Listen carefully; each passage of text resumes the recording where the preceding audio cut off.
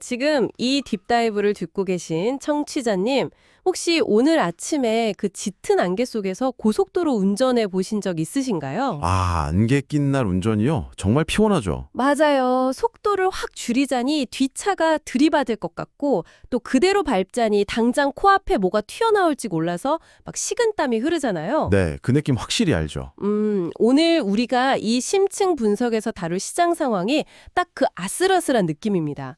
바로 내일이죠. 2026년 2월 20일 장 시작 직전에 기관 투자자들에게만 은밀하게 뿌려질 예정인 아주 따끈따끈한 리포트를 저희가 입수했습니다. 하버드 비즈니스 스쿨 출신 수석 애널리스트가 작성한 글로벌 거시경제 및 투자 전략 리포트죠. 네, 맞습니다.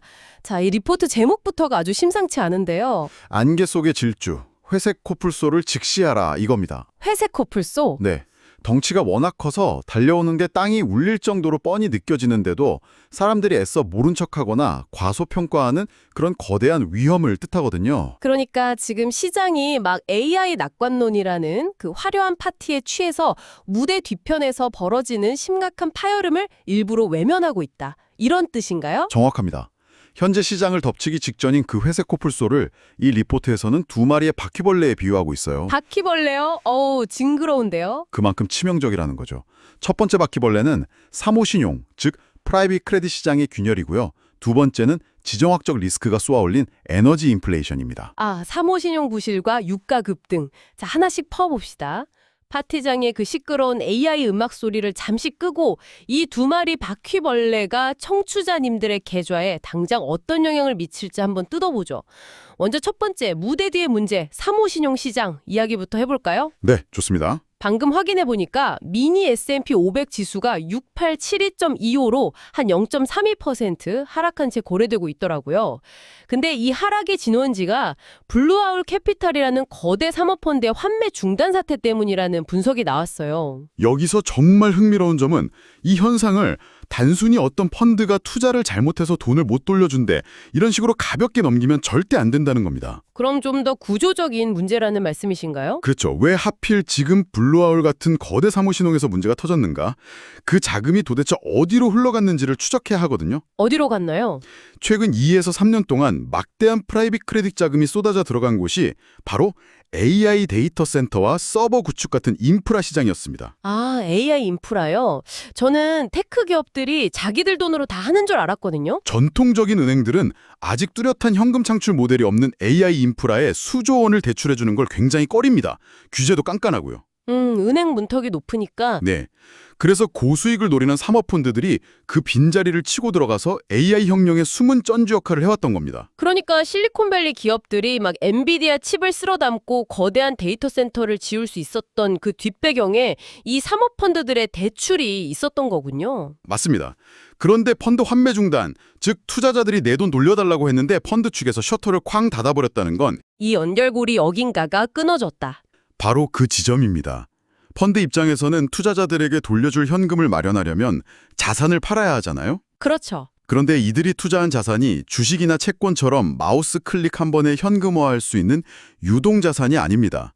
텍사스 사막 한가운데 지어진 거대한 데이터 센터 건물, 그리고 그 안에 꽂혀있는 수만 개의 서버들이죠. 아, 팔고 싶어도 당장 팔 수가 없는 거네요. 네, AI 모델들이 아직 이 막대한 투자금을 회수할 만큼의 폭발적인 현금 흐름을 내지 못하고 있는데 투자자들은 불안하니까 자금을 빼려고 하고 여기서 유동성 미스매치가 크게 발생한 겁니다. 유동성이 말라붙으면서 결국 자산은 덩그러니 있는데 당장 내어줄 현금이 없는 상황.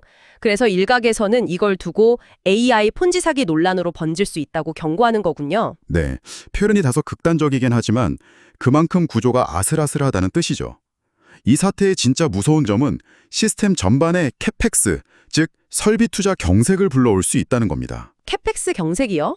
AI 기업들이 기술 우위를 유지하려면 끊임없이 칩을 사고 서버를 늘려야 하는데 이 자금줄 역할을 하던 사모신용 시장이 꽁꽁 얼어붙는다. 그러면 테크 기업들의 투자 속도가 강제로 늦춰질 수밖에 없습니다. 돈줄이 마르니까요. 그렇죠. 이는 곧 AI 하드웨어 장비주들의 실적 가이던스 하향으로 이어지는 도미노를 만들게 되죠. 예전에 제이미 다이몬이 그런 말을 했잖아요. 바퀴벌레 한 마리가 발견되면 그건 절대 한 마리가 아니다. 와, 뼈 때리는 말이네요. 그래서 리포트에서도 바퀴벌레라고 표현했군요. 그래서 이게 다 무슨 의미일까요?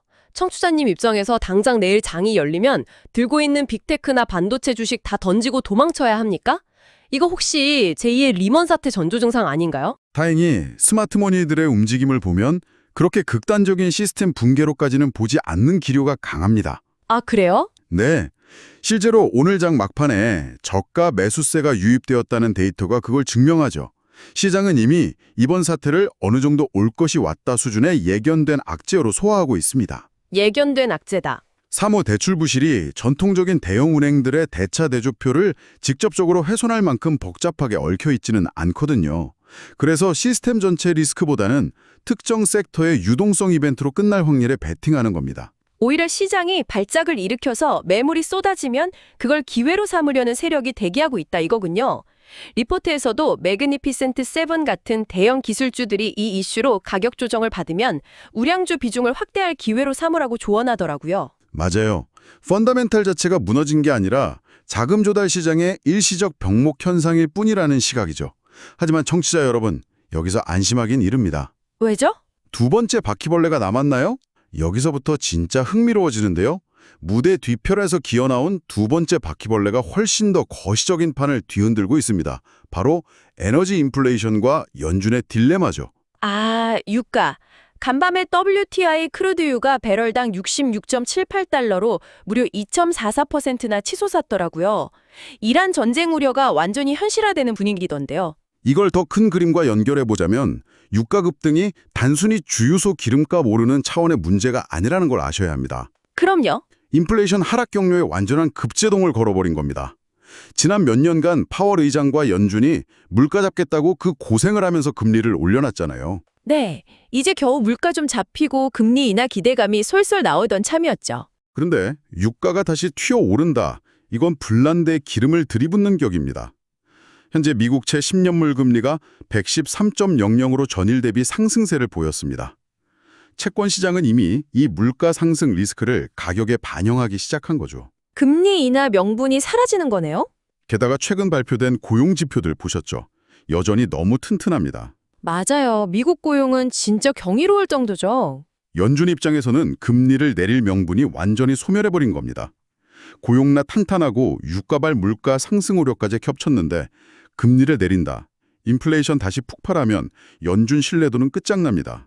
결국 하이어 포 롱얼, 고금리 장기화 기조가 시장에 완전히 고착화되었다는 뜻이군요. 그런데 고금리가 길어지는 게 기업들한테 구체적으로 어떻게 타격을 주나요? 당장 자본 조달 비용, 즉 이자 부담이 눈덩이처럼 불어납니다. 빅테크들이야 현금 쌓아둔 게 많으니까 버티겠지만 부채 비율이 높고 현금 흐름이 쪼들리는 기업들에게는 사형선고죠. 특히 항공, 해운, 운수 섹터가 치명적이겠네요. 기름은 엄청나게 쓰는데 부채도 많잖아요. 유가 급등에 고금리 양매를 동시에 맞는 거 아닙니까? 마진이 순식간에 증발해버리는 함정에 빠지게 됩니다. 제트유 가격 폭등하는데 비행기 리스 이자는 그대로니까요. 와, 거시적인 펀치 두 대가 연달아 들어오네요. 그럼 이 폭풍 속에서 우리는 어떻게 해징 전략을 짜야 합니까?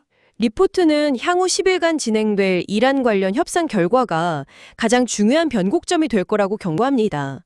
이 타결 여부에 따라 유가가 단숨에 70달러 선을 뚫고 올라갈 수도 있고 반대로 확 꺾일 수도 있거든요. 불확실성이 너무 튼데요. 그래서 포트폴리오에 쉐브론이나 옥시덴탈 같은 대형 정유주 그리고 방산 섹터를 일정 부분 편입해두는 걸 권장합니다. 지정 확정 리스크를 역이용하는 훌륭한 방패가 되어줄 겁니다. 미국 시장 상황이 이 정도로 살얼음판인데 이제 시선을 우리 청취자님들의 주력 무대죠. 한국 증시로 한번 돌려보겠습니다. 네, K 증시 상황 아주 흥미롭죠. 밖에서는 펀드 환매 중단되고 유가 치솟고 난린데 이상하게도 국내 전문가들 사이에서는 극단적인 낙관론이 막 쏟아지더라고요. 삼성전자 19만 원, 코스피 7,900 간다 이런 전망들 말씀이시죠? 네네. 간밤에 국내 야간 선물이 840.0으로 마감하면서 미 증시 하락 대비 꽤 잘 버틴 걸 보면 이런 낙관적인 심리가 어느 정도 지지력을 만들어낸 것 같기도 하고요. 이 대목에서 중요한 질문이 하나 생깁니다. 과연 그 코스피 7,900이라는 숫자가 지금 우리의 거시경제 현실과 맞아떨어지느냐는 겁니다. 전문가님이 보시기엔 어떤가요? 철저히 완벽한 골디락스 시나리오를 가정한 장밋빛 완성에 가깝습니다. 금리 내려가고 달러 약세되고 외국인 자금 밀려오고 수출 폭발하는 그 완벽한 상황이요. 현실은 정반대잖아요. 그렇죠. 이 애널리스트 리포트가 냉철하게 지적하는 K증시의 진짜 뇌관은 바로 환율입니다. 달러 대 원환율이 지금 1449.68원입니다. 1450원대 저항선에 고착화될 위험이 아주 크다는 거죠. 환율 1,450원. 이게 왜 그렇게 치명적인 마지노선인지 청취자님들 이해하기 쉽게 그 원리를 좀 설명해 주시죠. 보통 환율 오르면 수출 기업들 실적 좋아져서 주가 오르는 거 아니냐? 이렇게 아시는 분들도 꽤 있거든요. 아주 중요한 포인트입니다. 물론 환율이 오르면 수출주의 영업이익률은 높아지죠. 하지만 수입 물가가 폭등해서 내수가 죽는 딜레마가 발생합니다. 그리고 증시 수급 측면에서 더 끔찍한 일이 벌어집니다. 외국인 자금 이탈 리스크 말씀이신가요? 네, 한국 증시에서 외국인이 차지하는 비중이 막대한데 이 사람들은 달러 기준으로 수익률을 계산하잖아요. 그렇죠. 만약 코스피 주식이 2% 올랐어도 환율이 1,400원에서 1,450원으로 뛰어버리면 가만히 앉아서 환차손을 보게 됩니다. 주식으로 벌어봤자 환율에서 까먹는 거죠. 아, 외국인 입장에서는 한국 주식을 들고 있을 이유가 없어지네요. 그래서 1,450원 같은 특정 저항선을 뚫고 환율이 고착화되면 외국인들의 알고리즘이 기계적으로 한국 주식을 매도하게 세팅되어 있습니다. 펀더멘털이고 뭐고 그냥 패닉셀링이 나오는 거죠. 수출 기업 이익 느는 것보다 외국인 자금 빠져나가는 속도가 훨씬 빠르다.